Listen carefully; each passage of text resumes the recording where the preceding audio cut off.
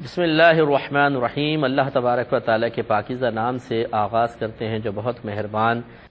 نہایت رحم والا ہے۔ امام بخاری رحمۃ اللہ علیہ نے باب قائم کیا تھا مسجد میں خمر کی تجارت کو حرام قرار دینا۔ تو اس کا مطلب ہرگز یہ نہیں تھا کہ مسجد میں حرام ہے باہر جائز ہے، مراد یہ ہے کہ مسجد میں سرکار صلی اللہ علیہ وسلم تشریف فرما تھے اور وہاں پہ آپ نے خمر کی تجارت کو حرام قرار دیا، تو پھر یہ حکم کوئی مسجد تک محدود نہیں رہے گا بلکہ باہر بھی یہ حکم ویسے ہی ہے۔ اور اس پہ سیدہ عائشہ صدیقہ رضی اللہ تعالی عنہا کی روایت ہے، لائے ہیں امام بخاری، اور حدیث نمبر ہے 459 کہ سیدہ عائشہ صدیقہ رضی اللہ تعالی عنہا بیان کرتی ہیں کہ جب سورہ بقرہ کی سود سے متعلق آیات نازل ہوئیں تو رحمت کونین صلی اللہ علیہ وسلم مسجد کی طرف نکلے اور ان آیات کو لوگوں کے سامنے پڑھا۔ تو سود کی تو ممانعت کی آیت پڑھی لیکن فرماتی ہیں پھر آپ نے خمر کی تجارت کو حرام کر دیا، یعنی شراب خریدنے بیچنے کو بھی آپ نے بیان فرمایا کہ یہ حرام ہے۔ اسی پر ہم کلام کر رہے تھے کہ اگر کوئی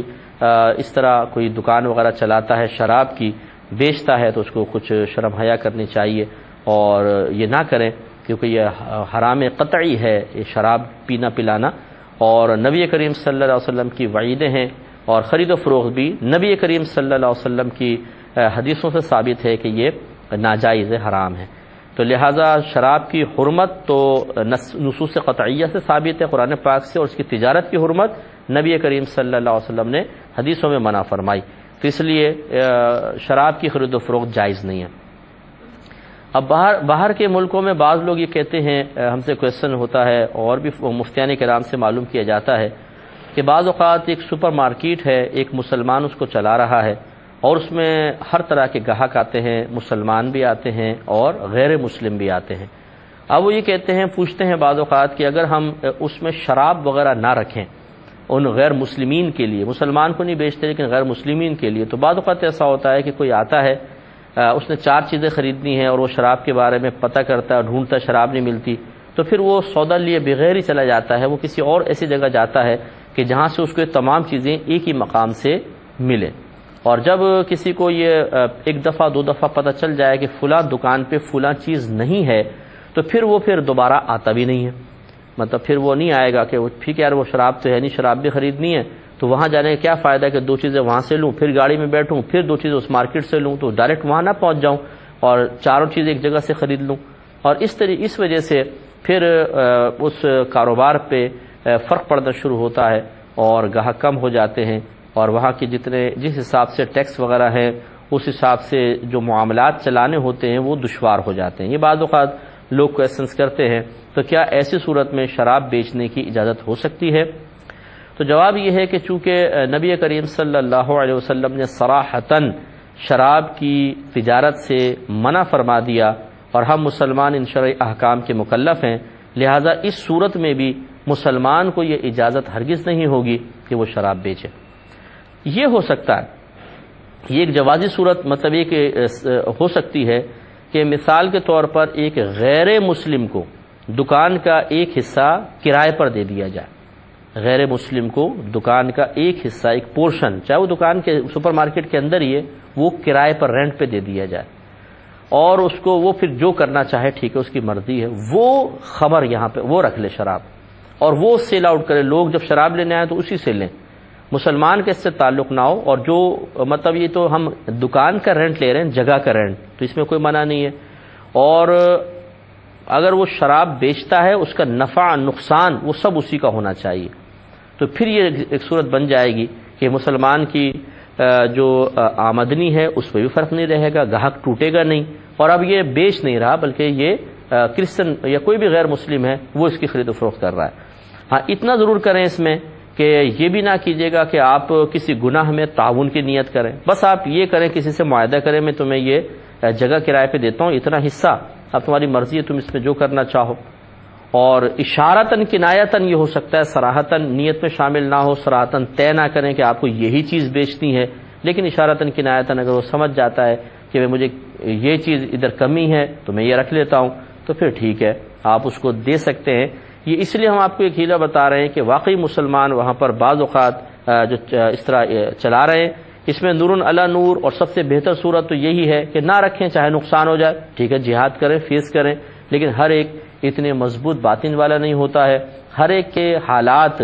ایسی چیزوں کو ہٹانے کی وجہ سے اس کے موافق رہتے نہیں ہیں، ہو سکتا ہے آپ کے ہوں، آپ کے ہوں، آپ کے ہوں، اس کے نہ ہوں،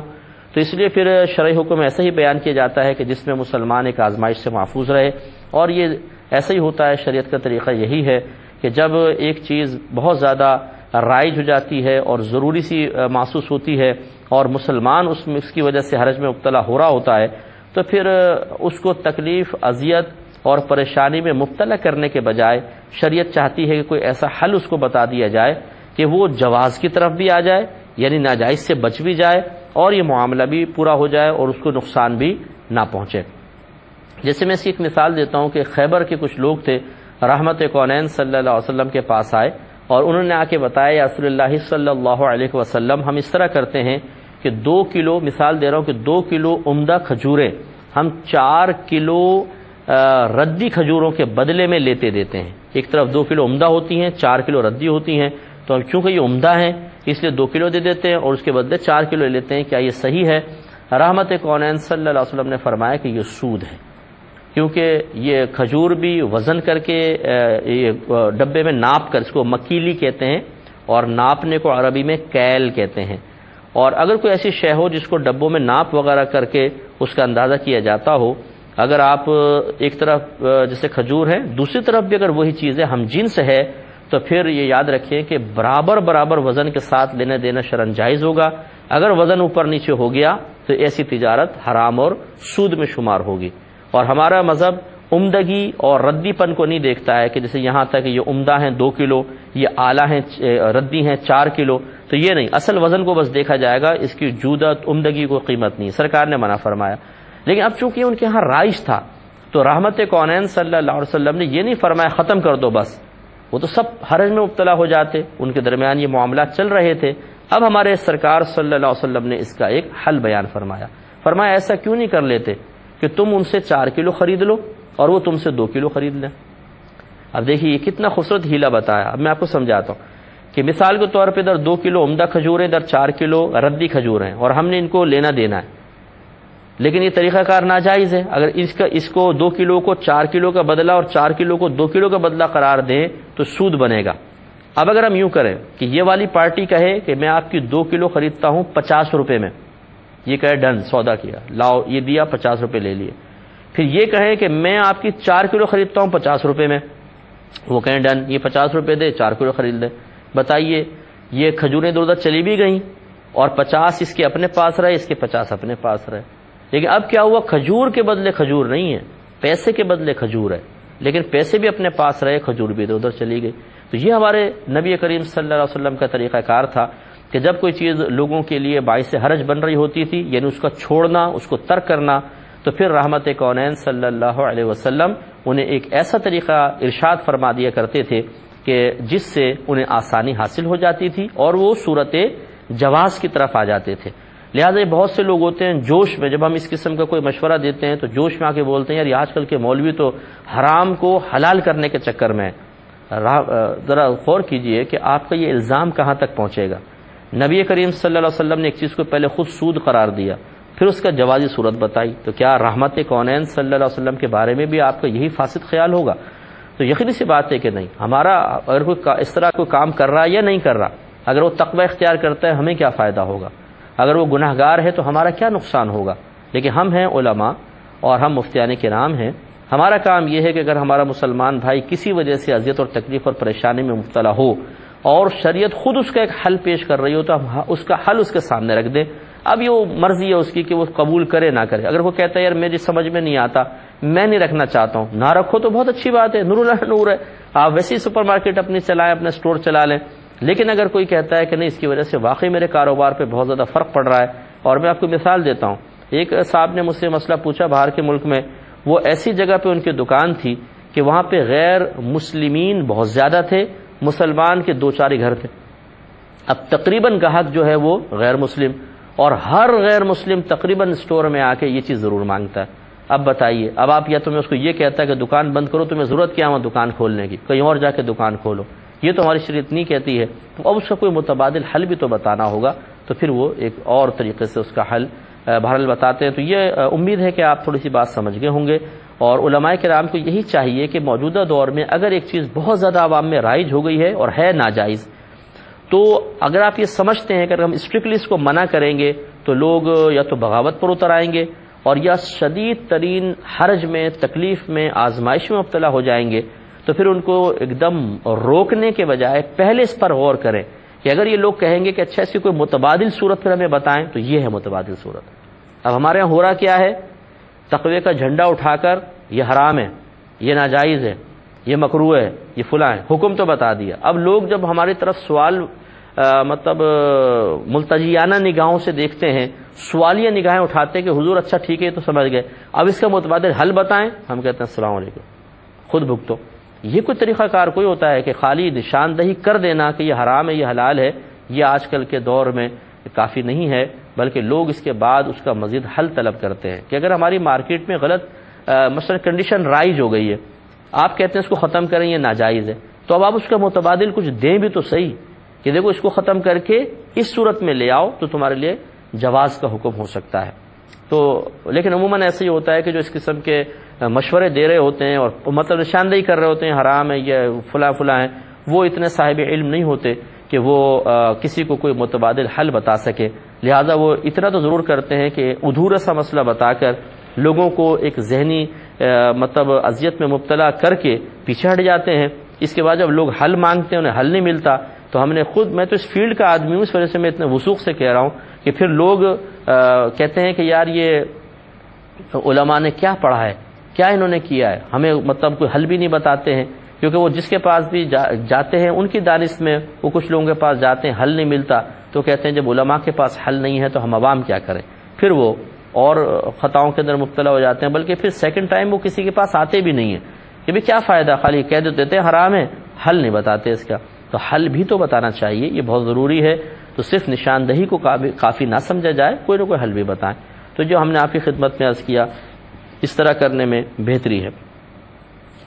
آگے چلتے ہیں، دیکھیں باب الخدم للمسجد، مسجد کے خادمین کا باب۔ خدم خادم کی جمع ہے، فاعلن کے وزن پر خادم کی جمع ہے، تو مسجد کے خدام کا باب اب یوں کہہ سکتے ہیں، اور یہ وہی تقریباً حدیث ہے جو پہلے ہم